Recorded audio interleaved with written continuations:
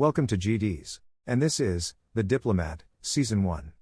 Season starts with a British aircraft carrier being attacked in the Persian Gulf, resulting in the Brits losing 41 sailors. We then get to see Kate Wyler, a career diplomat, who is preparing to head to Afghanistan with her husband, a former ambassador, whom she supported throughout his career. But with her husband Hal, embarrassing the Secretary of State, Miguel Gannon, his career tanked. With the British vessel being attacked, Kate is called in the White House by President William Rayburn, who along with his Chief of Staff Billy Appia, asks her to go to the UK as the ambassador, since in this time of crisis, she will be the perfect one to handle the situation. With the President asking, Kate had no choice but to agree, and she leaves for the UK.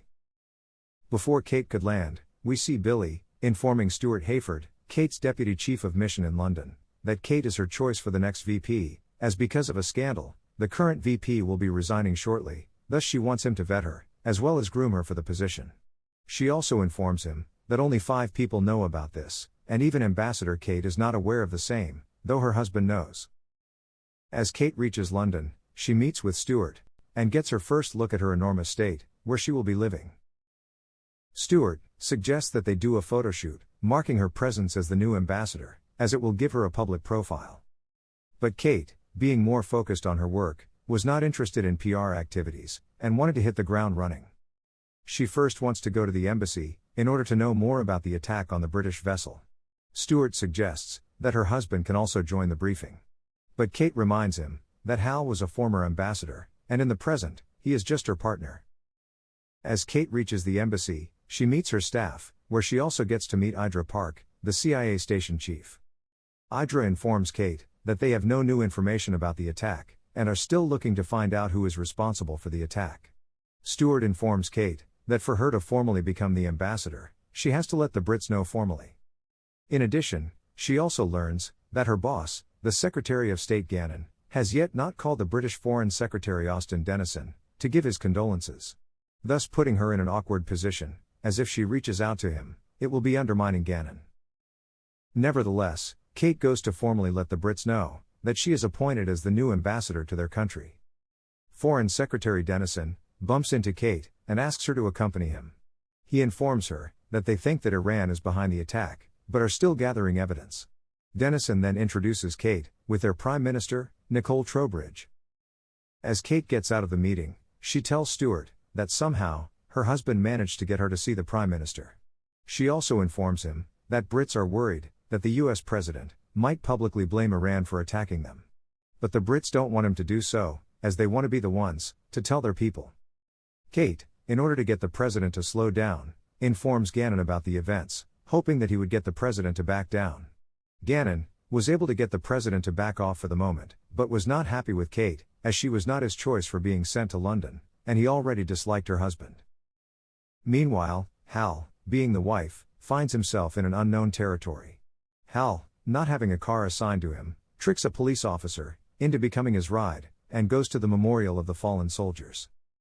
While Kate learns that the US mission discovered an Iranian military boat in the vicinity of the carrier around the time of the attack. Stuart is also informed by Idra that Gannon is slow-rolling Kate's confirmation, and it signifies that he is trying to get rid of her. Stuart informs Kate about the same, and knowing this, she agrees for the photo shoot, as this will give her a good PR, and will make it impossible for Gannon to remove her. During the photo shoot, we see Hal being drugged by unknown assailants, and they kidnap him. As Hal regains consciousness, we learn that he was kidnapped by the Iranians, and he gets a call from the Deputy Foreign Minister of Iran, Rasul Shaheen. Rasul and Hal have a working relationship, and he wanted to inform him that Iran is not the perpetrator of the attack. And in order to prove his point, he tells him about how they planned to assassinate one of their retired generals, but because of the present situation, they called it off, hoping to prevent a diplomatic escalation. Meanwhile, with Hal missing, everyone was quite worried. But before things got out of hand, Hal returned back. He informs Kate and Idra about what he learned. Kate asks him multiple times whether it was him who approached the Iranians, but Hal tells her that he never contacted the Iranians. Kate wants Idra to confirm the story before sending it forward. Later, Hal goes to get debriefed by Idra, while Kate attends a memorial for the fallen sailors. At the event, Prime Minister Trowbridge says to a grieving widow that he will rain hellfire on Iran should they be found responsible. Prime Minister's aggressive statement goes viral, heightening the tensions even further. With things moving at a fast pace, Idra decides to relay some of Hal's information to the CIA before it could be fully verified. While Kate learns that President Rayburn will be coming to London to meet with Prime Minister Trowbridge.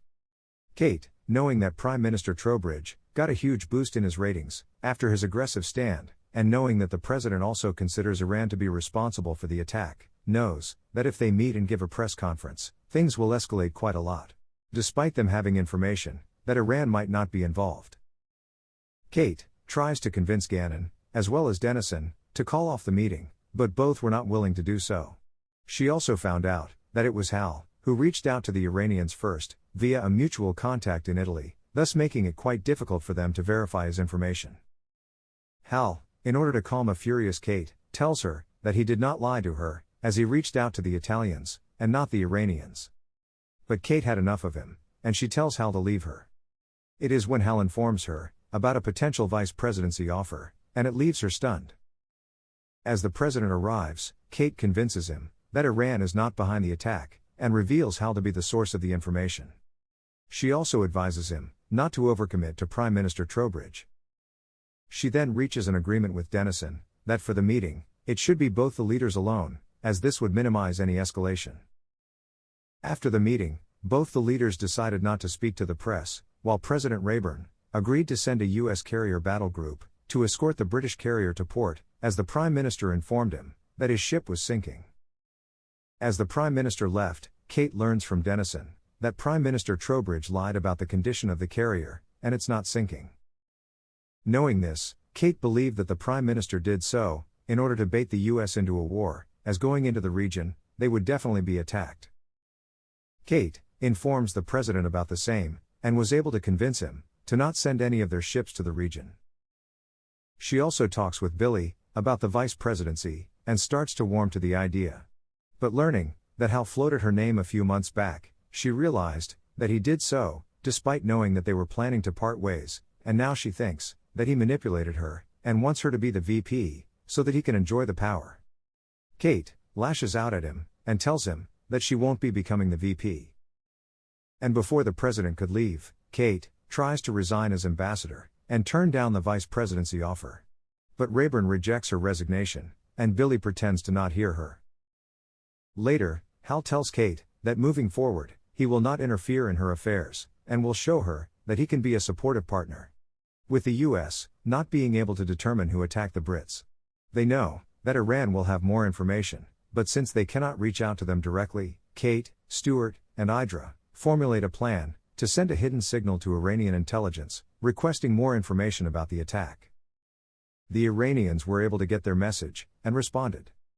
Kate, getting a response, asks Dennison to summon the Iranian ambassador, and tells him that she will be also joining the meeting, but covertly.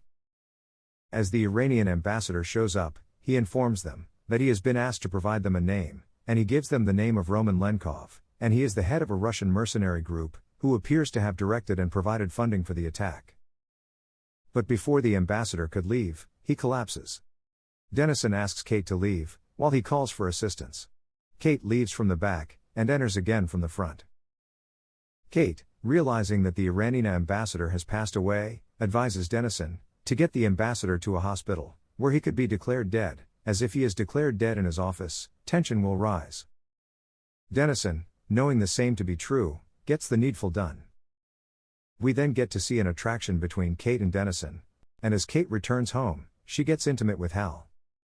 On the other hand, we also learn that Stuart and Idra have been dating, and have kept their relation hidden. Stuart also stopped Idra from taking a promotion and moving to Egypt, as he wanted them to be close, and he now wants that they should go public with their relationship. But Idra was not ready for the same. With President Rayburn not sending his fleet to the Gulf, Prime Minister Trowbridge publicly calls out the US, causing a rift between the US and UK relations. Idra, knowing that the Russian are behind the attack, she gets a message relayed to the UK intelligence. And with the Prime Minister getting to know the same, he allowed his delegates to sit down with the ambassador to come up with a plan.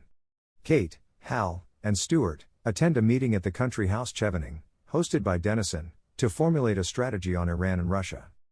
But before they could start, Prime Minister Trowbridge crashes the meeting, and demands a tougher action against Russia. The group suggests a list of sanctions, but the Prime Minister insists on military action. Denison points out that this might lead to a nuclear war, but Trowbridge doesn't seem to be concerned. Not getting anywhere, Kate gives Trowbridge a list of Russian targets, where they could potentially attack. But Kate's bombshell derails the meeting, and causes Denison to lose trust in her. On the other hand, Hal, trying to show Kate that he will be her perfect wife, keeps himself busy by spending time with Denison's sister Cecilia. Hal and Cecilia drank, went skinny dipping, and kissed.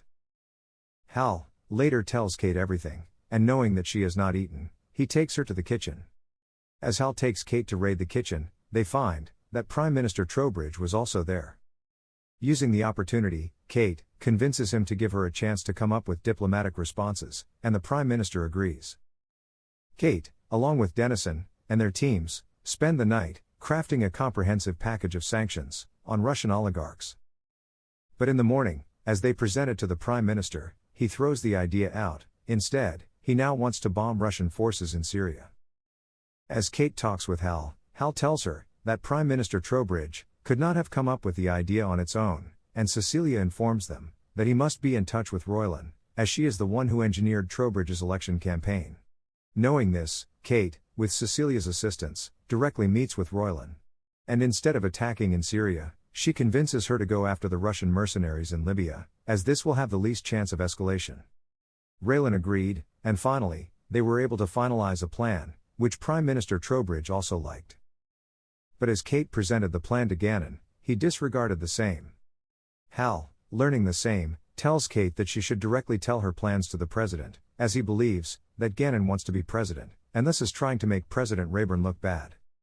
Kate, heeding to his advice, informs the president of her plan, and the president overrules Gannon's objection to the plan, and gives Kate a go-ahead for military action against Lenkov in Libya.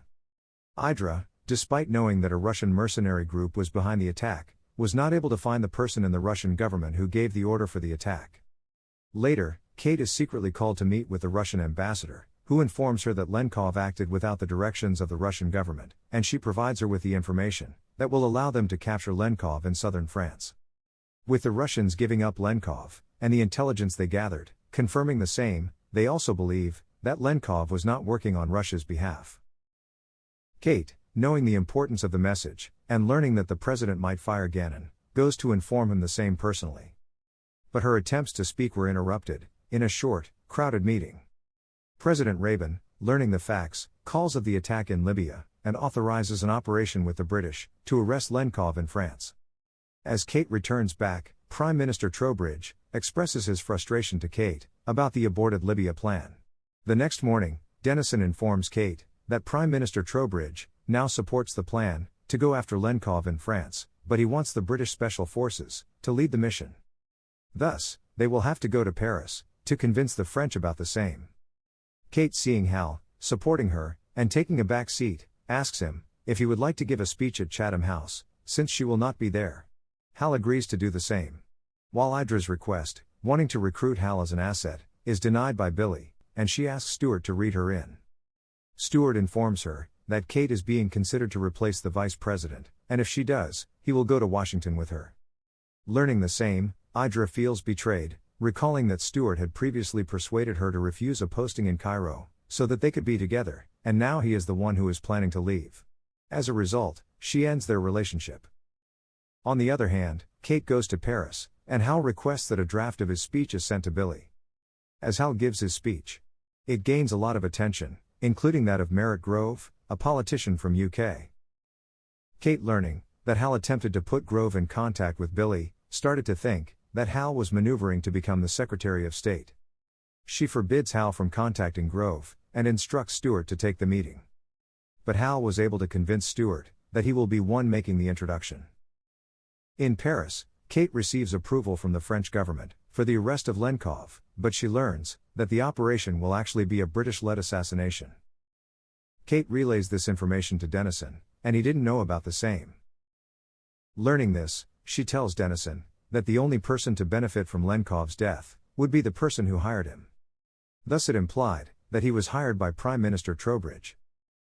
Back in London, we see Stuart and Hal approaching Grove, but before they could, they are caught in a car bomb explosion. And as the season ends, we see Kate being informed about the bomb, and it leaves her devastated. Thanks for watching. And if you liked it, please subscribe.